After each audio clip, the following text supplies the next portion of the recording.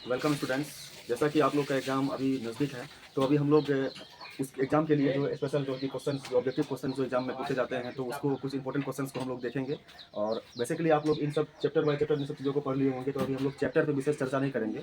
अभी objective questions पे हम लोग बात करेंगे कि आप कम टाइमिंग में, कम समय में जो है कि मैक्सिमम ऑब्जेक्टिव क्वेश्चंस को अटेम्प्ट कर सकें। तो जैसे कि हम लोग चैप्टर अभी फर्स्ट चैप्टर को लिए हैं, नंबर रियल नंबर वास्तविक संख्याएँ। अब इस चैप्टर से किस टाइप के ऑब्जेक्टिव क्वेश्चंस पूछे जाते हैं, वो यहाँ पे उन सब क्वेश्चंस को हम एक-एक करके क्वेश्चन पे बात करेंगे और उसे कैसे बनाना है आसान तरीके से, उसके बारे में भी बात करते हैं। तो उस चैप्टर में बेसिकली जब हम लोग चैप्टर पढ़ते हैं, तो नंबर्स के बारे में शुरू से पढ़ते हैं थोड़ा डिटेल से। हालाँकि यहाँ अभी थोड़ा डिटेल से इसमें चर्चा नहीं होगी। जब इस चैप्टर को पढ़ेंगे क्लास में, तो उस टाइम पे इस सब चीज़ के विषय में विशेष चर्चा की जाएगी। अभी फिलहाल हम लोग ऐसे ही मोटे तौर पे समझते हैं कि नंबर्स के बारे में जब पढ़ना है हमें, तो परिमेय संख्या, अपरिमेय संख्या, भाज्य संख्या, अभाज्य संख्या, भिन्न के अंदर जो आता है, भिन्न के अंदर शांत, अशांत, फिर अशांत के अंदर आता है अशांत आवृत्ति, अशांत अनावृत्ति के भिन्न। इनमें से कौन परिमेय होता है, कौन परिमेय नहीं होता है, कैसे पहचानें? अगर हमें पता है, हम लोग पहले आप लोग ये पढ़ चुके होंगे, तो जैसे कि परिमेय संख्या जो होता है, जिसे हम P/Q के रूप में लिख सकते हैं, जहाँ P और Q का HCF 1 होना चाहिए। जैसे कि परिमेय संख्या अगर बात करें, तो परिमेय संख्या के अंदर दो संख्या आती है, एक पूर्णांक, दूसरा भिन्न। पूर्णांक मतलब 0 से आगे पॉजिटिव और 0 के पीछे नेगेटिव संख्याएं इस तरह से होती है पूर्णांक के अंतर्गत। कहने का मतलब ये सभी के सभी हमारा परिमेय संख्या है। और भिन्न में जैसे कि 1/2 -2/3 इस तरह से जो हमारे जितने भी भिन्न होते हैं, वो सभी के सभी परिमेय संख्या हैं। क्योंकि परिमेय संख्या को हमेशा P/Q के रूप में लिख सकते हैं और उसका HCF हमेशा 1 होगा। जैसे कि 1/2 यहाँ P का वैल्यू हो गया 1 और Q का वैल्यू हो गया 2। तो वैसे के लिए आप यहाँ पे देख सकेंगे जैसे कि 0। अब 0 के नीचे हम अपने मन से यहाँ पे 1 ले सकते हैं, 0 के अपॉन में 1। तो यहाँ पे 0 हमारा हो गया P का वैल्यू और Q हो गया 1। हाँ, एक कंडीशन है इसमें, Q कभी भी 0 नहीं होना चाहिए, क्योंकि किसी भी संख्या को 0 से डिवाइड करते हैं तो ये अपरिभाषित नॉन डिफाइंड होता है, क्योंकि किसी भी संख्या को 0 पार्ट में डिवाइड नहीं कर सकते हैं। इसलिए ये अपरिमेय संख्या नहीं, ये संख्या का कोई हल नहीं होगा। ये हम लोग यहाँ समझते हैं कि परिमेय संख्या को P/Q के रूप में लिखा जा सकता है, जहाँ P और Q का HCF 1 होना चाहिए। कुछ एग्जांपल है परिमेय संख्या का, जैसे 0, 1, 1/2, -3/2, √4। और 4 जब बाहर आएगा तो ये रूट से, तो ये 2 होगा। और 2 को हम लोग लिख सकते हैं 2/1, 2/1, जहाँ पे P का वैल्यू हो गया 2 और Q का वैल्यू हो गया 1। तो इस तरह से ये हमारा परिमेय संख्या के रूप में है। इसे √9/4, जब ये रूट से बाहर आएगा तो 9 का हो जाएगा 3 और 4 का 2, यानी 3/2, जो कि परिमेय संख्या है। अब हम लोग जानते हैं कि अपरिमेय संख्या किसे कहते हैं, वैसी संख्या जिसे P/Q के रूप में नहीं लिख सकते हैं। अब जैसे कि 2/7, 2/7 आखिर अपरिमेय संख्या क्यों है? क्योंकि जब 2 को 7 से डिवाइड करेंगे, तो डिवाइड करने के बाद जो हमें आगे संख्या मिलेगा, ये संख्या कहीं पर भी खत्म नहीं होगा, यानी कि 20, ये 2 जो है 7 से कभी भी पूरी तरह से डिवाइड नहीं होगा। आगे हमें अलग अलग टाइप का संख्या मिलते रहेगा। कोई अगर एक नंबर भी लगातार रिपीट होता तो वो परिमेय संख्या के अंदर आता। इसको आगे डिटेल में समझते हैं। जैसे यहाँ पे हो गया 6। इस तरह से आगे बढ़ते रहेंगे तो हमें अलग अलग नंबर आगे मिलते रहेगा, इस तरह से डॉट डॉट। कहने का मतलब कोई निश्चित संख्या में जाके खत्म नहीं होगा और आगे अनलिमिटेड अलग अलग संख्या आते रहेगा। इसलिए 2/7 हमारी अपरिमेय संख्या होगा, क्योंकि इसका जो डिवाइड है, ये अनलिमिटेड आगे चलते रहेगा और कहीं पर भी खत्म नहीं होगा। अपरिमेय संख्या बेसिकली P/Q के रूप में नहीं लिखा जा सकता है। तो ऐसी संख्याओं को हम अपरिमेय संख्या कहेंगे, जिसका भिन्न, यानी जिसे डिवाइड करने पर उसका जब भागफल अलग अलग संख्या लगातार आते रहे और कहीं पे जाके वो खत्म ना हो, तो ऐसी कंडीशन में वो संख्या, जैसे अगर हम आपको कहें कि 0.125, ये संख्या को P/Q के रूप में लिखना है, तो इस संख्या को लिखा जा सकता है। क्योंकि ये 5 में खत्म हो गया है, तो पॉइंट हटाएंगे, उसके बदले 1 आएगा और आगे 3 संख्या है, तो 3 जीरो लेकर के इसको 125/1000 लिख सकते हैं। बाद में इसे काटेंगे, 5 से कटेगा ये 25 और ये कटेगा 200 बार में, फिर 5 से कटेगा 5, 40, फाइनली ये 1/8, यानी कि इसको हम हल करने के बाद 1/8 के रूप में लिख सकते हैं, जो हमारा P/Q के रूप का है। लेकिन अगर संख्या इस तरह से आए 0.1, 2, 3, फिर यहाँ पे कोई अलग नंबर आते रहे, इस तरह से ये सिलसिला लगातार आगे चलते रहे, तो ऐसा कंडीशन में हम इसका अंतिम नंबर तक नहीं पहुँच सकते कि अंत का नंबर कौन सा है। और पॉइंट को जब हटाएंगे तो नीचे कितना जीरो लेंगे ये भी डिसाइड नहीं कर सकते, क्योंकि ये कहीं पे जाके खत्म नहीं हो रहा है, ये लगातार आगे बढ़ते जा रहा है डॉट डॉट के रूप में। तो इस प्रकार जब इसको पॉइंट हटाएंगे और नीचे कितना जीरो लेंगे ये डिसाइड नहीं कर सकते, तो इस कंडीशन में इसे P/Q के रूप में भी नहीं लिख सकते। इसलिए ये संख्या अपरिमेय संख्या के रूप में है। अब वैसा भी जिसका भागफल, जब उसको डिवाइड करेंगे, भागफल उसका अनलिमिटेड अलग अलग नंबर रिपीट होते रहे, रिपीट नहीं मतलब ये अलग अलग नंबर आते रहे, तो ऐसी कंडीशन में वो संख्या अपरिमेय संख्या होगी। लेकिन फिर एक ऐसा कंडीशन है कि कोई ऐसा भी जो कि पॉइंट के बाद या फिर किसी संख्या के बाद एक ही नंबर लगातार रिपीट हो, जैसे कि 333 ये लगातार रिपीट होते जा रहा हो, तो ऐसे कंडीशन में ये संख्या परिमेय संख्या के अंदर आएगी, क्योंकि ऐसी संख्या को हम लोग रेक लाइन लगा करके इसे परिमेय संख्या में कन्वर्ट करते हैं। ये भी आप लोग चैप्टर में पढ़े होंगे। इस तरह से इसे P/Q के रूप में लिखा जा सकता है। 3 को इधर लाएंगे, 10 से गुना करेंगे तो 3.3 पर रेक लाइन होगा। दोनों समीकरण को माइनस करते हैं। समीकरण 2 में 1 को जब माइनस करेंगे तो यहाँ होगा 9x और यहाँ पे हो जाएगा रेक वाला संख्या तो सेम है, वो कैंसिल आउट, 3 में 0 गया तो x बराबर हो गया 3/9 यानी 1/3। तो कहने का मतलब इन संख्याओं को हम परिमेय संख्या के रूप में ला सकते हैं जब संख्या पॉइंट के बाद लगातार एक ही संख्या रिपीट हो, वो भी अनलिमिटेड बार। तो ये सभी भिन्न के अंदर ही आते हैं। तो भिन्न में हम लोग समझते हैं कि कैसे अपरिमेय परिमेय को पहचानें। तो अपरिमेय को पहचानने का सीधा तरीका है उसका जब डिवाइड करेंगे तो उसका भागफल जो है कि वो अलग अलग नंबर लगातार आते रहेगा और कहीं पे उसका खत्म नहीं होगा। वो अशांत क्वालिटी का भिन्न होगा। अशांत अनावृत्ति का मतलब हुआ कि ना तो वो कहीं पे जाके पूरी तरह कटेगा और आगे आने वाला नंबर अलग अलग नंबर आते रहेगा, सेम नंबर रिपीट नहीं होगा। जैसे ये सब संख्या अपरिमेय संख्या है। 2/7 22/7 आप लोग जानते हैं पाई का वैल्यू होता है। पाई एक अपरिमेय संख्या है। तो जैसे कि √2 भी एक अपरिमेय संख्या है।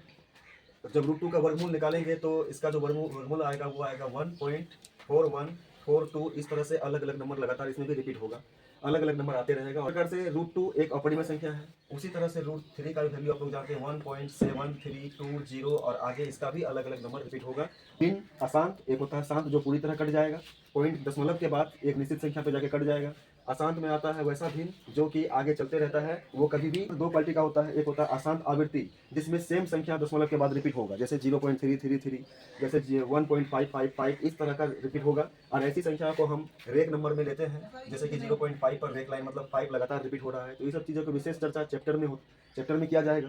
अभी फिलहाल हम लोग ऑब्जेक्टिव क्वेश्चंस को बनाने के लिए थोड़ा बेसिक चीज़ों को यहाँ पे देख लेते हैं, इंपॉर्टेंट। हालांकि क्लास में जब चैप्टर ये स्टार्ट होता है, पढ़ाते हैं तो उस टाइम सभी चीज़ों को डिटेल से बताते हैं कि कैसे यहाँ पे सबको सॉल्व किया जाता है। तो ये हमारा अशांत आवृत्ति है, ये एक परिमेय संख्या के रूप में लिखा जाएगा। अशांत अनावृत्ति है मतलब क्या, पॉइंट के बाद आने वाला संख्या अलग अलग होगा और लगातार आते रहेगा अलग अलग संख्या। तो इस भिन्न को हम दशमलव पॉइंट हटा के नीचे कितना जीरो लेंगे इसका डिसाइड नहीं कर सकते, इसलिए इसे P/Q के रूप में नहीं लिख सकते हैं। तो ये अपरिमेय संख्या के रूप में आ गया। अब इस चैप्टर में एक बात और होता है, चैप्टर में और भी कुछ बात है, फिलहाल हम लोग अभी इतने बातों को लिखे हैं यहाँ पे। चैप्टर में विशेष चर्चा जब होगा तो उसमें देखा जाएगा। दो संख्याओं का गुणनफल उनके HCF तथा LCM के गुणनफल के बराबर होता है। बहुत ही सिंपल सा लॉजिक है इसमें और यहाँ से भी क्वेश्चन पूछे जाते हैं। जैसे कि एग्जाम्पल से समझने के लिए, जैसे दो संख्याएं 2 और 4 का जो LCM होगा वो 4 होगा और HCF होगा 2। ये हम लोग जानते हैं, इन दोनों का LCM 4 और HCF 2 होगा। तो यही बात को यहाँ कहा गया है कि दो संख्याओं का गुणनफल। तो दो संख्या हमारे पास, इसको A मानते हैं, इसको B मानते हैं। तो दो संख्याओं का गुणनफल उनके LCM और HCF के गुणनफल के बराबर होता है। तो दो संख्या यहाँ पे लेते हैं, 2 × 4, LCM कितना है 4 है और HCF 2 है। तो यहाँ भी 8 हुआ और यहाँ भी 8 हुआ।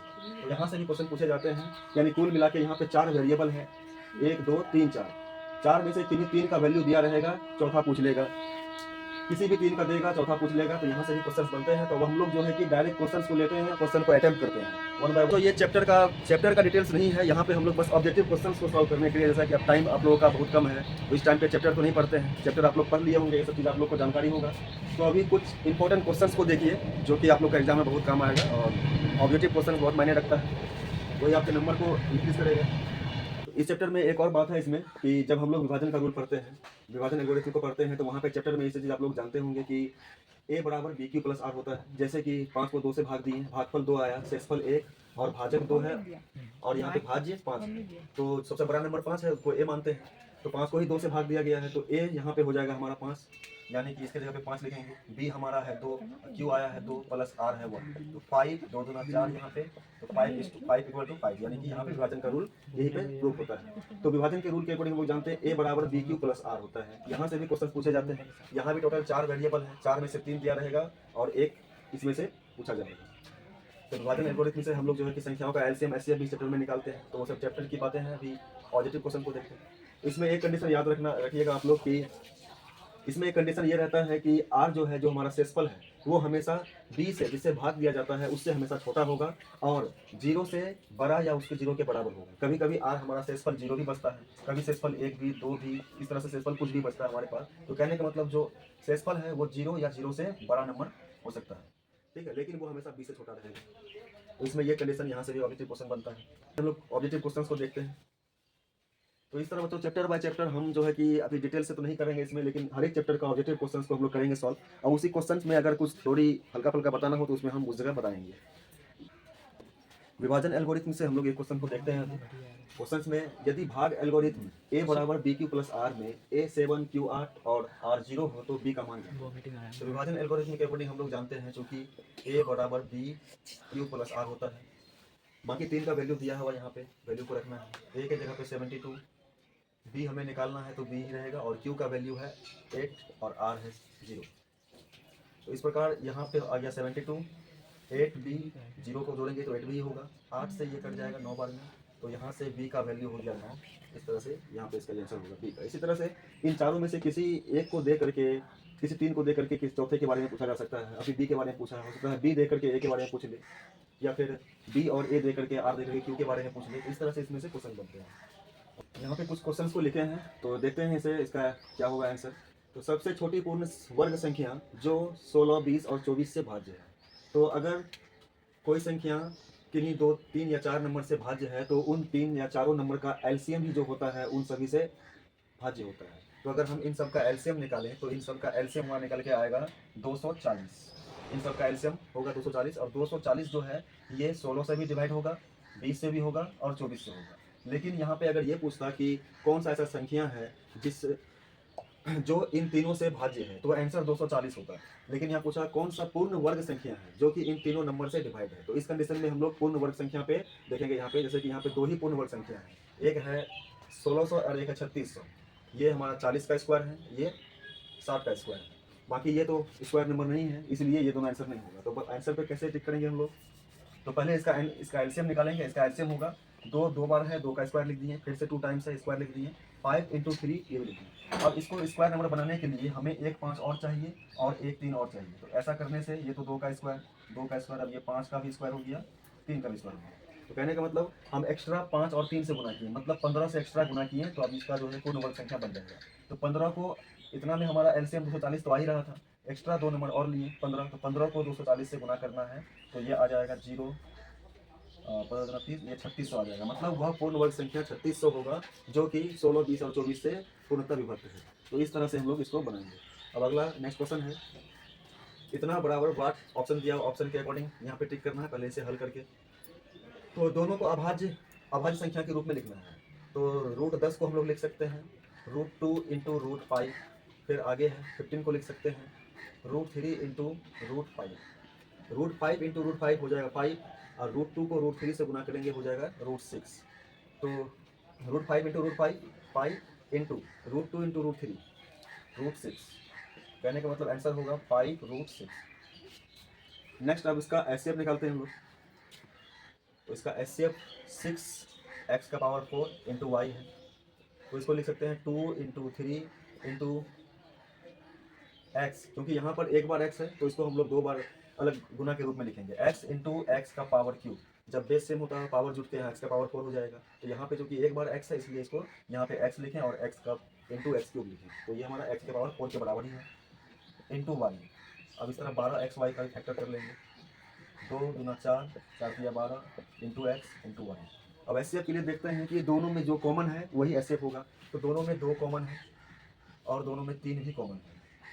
तो एचसीएफ के लिए 2 × 3, और देखते हैं क्या है जो दोनों में कॉमन है। दोनों में एक बार x कॉमन है तो एक बार x ले लेंगे, दोनों में y भी कॉमन है, y भी ले लेंगे। इस तरह से हमारा जो एचसीएफ आएगा वो 6xy आएगा। तो एचसीएफ निकालने के लिए बेसिकली हम इसको दोनों का फैक्टर कर देंगे। फैक्टर करते टाइम ध्यान रखना है कि यहाँ पे जो x और y जिस रूप में दिया है यहाँ पर भी उसे उसी रूप में तोड़ना है ताकि वो कॉमन मिल सके। x का पावर 4 है तो ये भी x का पावर 4 ही है, बस इसे x × x³ लिखा गया है जो x का पावर 4 के बराबर है, × y है। अब नीचे का फैक्टर कर देंगे, 12 के लिए 2 × 2 × 3 × x × y। सब में कॉमन देखना है, 2 कॉमन है, 3 कॉमन है, x भी कॉमन है, y भी कॉमन है, सबको गुना कर देना, ये हमारा हो जाएगा ऐसा। लास्ट क्वेश्चन देखते हैं आज का। ऐसे ही बहुत सारे इंपॉर्टेंट क्वेश्चन हैं इस चैप्टर में जो कि एग्जाम में पूछे जाते हैं, बस उसे स्मार्ट तरीके से कैसे उसको जो है कि आसानी से स्मार्ट तरीके से बना सके जल्दी। अभी हम लोग पढ़े थे कि दो संख्याओं का गुणनफल उनके एलसीएम और एचसीएफ के गुणनफल के बराबर होता है। तो उनमें से एक संख्या हमें 18 दिया हुआ है, पहला संख्या a निकालना है और उन दोनों का एलसीएम और एचसीएफ भी दे दिया हुआ है। तो यहाँ पे सवाल की तरह इसको सॉल्व नहीं करेंगे, गिवन वगैरह नहीं लिखेंगे, डायरेक्ट ऑब्जेक्टिव क्वेश्चन है, अटेम्प्ट करना है तो डायरेक्ट इसको हल करेंगे। तो हम लोग जानते हैं कि a इंटू बी बराबर होता है एलसीएम इंटू एचसीएफ। ए हमें निकालना है, यही दूसरा संख्या जो कि बी होता है वो दिया हुआ 18, एलसीएम 36 और एचसीएफ 2। तो 18 से 36, 18 दूना 36 कट जाएगा, तो ए इधर बचा ए बराबर 4। तो ये हमारा हो गया दूसरा संख्या। एक पहला संख्या ये है क्योंकि दो संख्याओं और 18 का, अगर 18 को हम दूसरा संख्या समझे तो ये पहला होगा, तो यहाँ पे आ जाएगा ए का वैल्यू 4। तो थैंक यू बच्चों। अगर तो आज हम लोग यहीं पर रखते, यहीं तक करते हैं और आगे की वीडियो में देखेंगे आगे के कुछ क्वेश्चंस को, और चैप्टर बाय चैप्टर हम कोशिश करेंगे कि आप लोगों के सामने कुछ ऑब्जेक्टिव क्वेश्चंस को लाएंगे और थोड़ा बहुत उसका डिटेल्स, थ्योरी बाय थोड़ा बहुत उसका डिटेल्स करेंगे। अभी ऑब्जेक्टिव क्वेश्चंस के लिए क्योंकि आप लोग इन सब चीज़ों के बारे में पहले पढ़ चुके होंगे चैप्टर में। थैंक यू बच्चों। तो मिलते हैं अब नेक्स्ट वीडियो में। आप लोग जो है कि बने रहिए और कमेंट कीजिए कि हो सकता है मेरा बताने का तरीका वगैरह कुछ स्पीड हो रहा हो या फिर डिटेल्स वगैरह सही से नहीं कर पा रहे हैं, तो उसके बारे में बताइएगा। हम कोशिश करेंगे कि आप लोगों को डिटेल से समझाएं।